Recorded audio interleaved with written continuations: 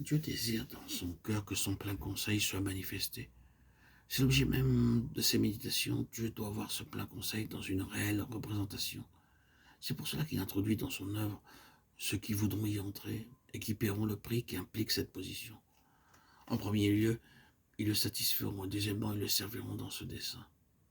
Il est fondamental et essentiel qu'il y ait dans nos cœurs cette passion pour cette pleine pensée de Dieu. S'il doit nous conduire dans cette voie, il doit trouver en nous un écho pour sa propre satisfaction.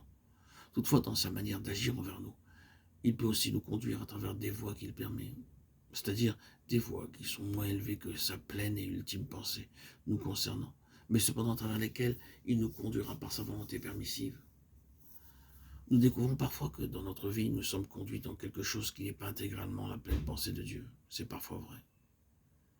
Si vous me permettez un témoignage personnel, je peux dire avec une entière assurance que les années passées en tant que pasteur dans une dénomination étaient la volonté permissive et souveraine de Dieu.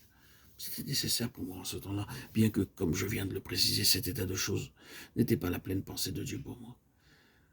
Mais l'accès à cette plus pleine pensée devait se faire sur la base de l'expérience et non de la théorie.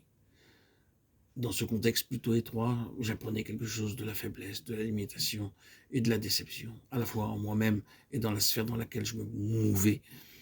C'est ce qui m'a permis d'atteindre quelque chose de meilleur. Je ne l'aurais pas connu et je ne l'aurais pas recherché si ce n'est à cause des situations, de la désillusion expérimentée au cours de cette période.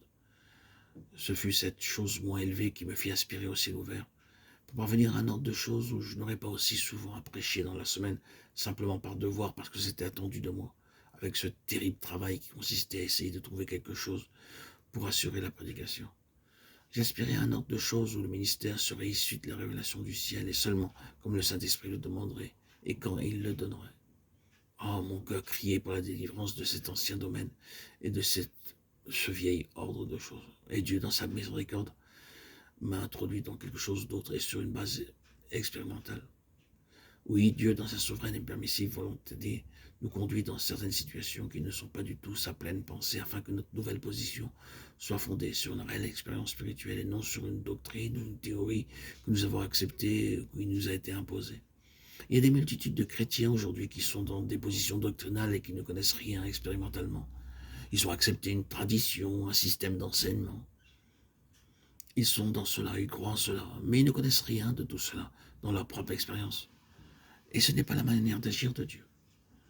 Nous devons donc être très prudents afin de ne pas prendre la volonté permissive de Dieu pour sa volonté ultime. Nous ne devons pas dire « le Seigneur m'a conduit dans cela, donc je dois y rester et je ne dois jamais en sortir ». Prenez bien garde, vous devez toujours laisser à Dieu les mains libres. Parfois, il ne donnera pas d'explication, il semblera se contredire lui-même de temps à autre. Vous le comprendrez plus tard. Le fait est que vous ne devez jamais rien fixer à Dieu. S'il y a une chose qui est claire dans le livre des Actes, c'est bien celle-là. Ne jamais rien fixer à Dieu. Dieu ne veut pas être dépendant des idées des hommes concernant ce qu'il doit faire. Cette grande nappe descendant du ciel dans la vision de Pierre est la démonstration que dans le ciel, il y a des choses qui existent et que les hommes ne permettent pas ici-bas. La vision que peut avoir le ciel est très différente. Pierre a discuté de cette chose avec le Seigneur. Jamais, non Seigneur, il aurait pu ajouter, et je peux citer l'Écriture à ce sujet. Seigneur regarde Lévitique 11, et le Seigneur lui fait parfaitement comprendre qu'il ne pourra rien faire avec tout cela. La souveraineté exige une route dégagée. Dieu fait toujours ce genre de choses. Et il veut que nous soyons dans la position qui lui permette de faire comme il voudrait avec nous, et que nous ne discutions pas. C'est la seule manière de parvenir à la plénitude.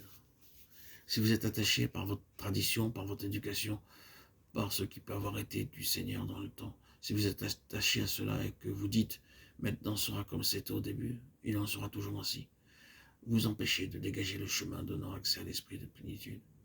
C'est seulement si nous sommes ouverts au Seigneur, sans préjugés, sans fixité, tendant vers le Seigneur, c'est seulement ainsi que nous entrerons dans le plein conseil de Dieu.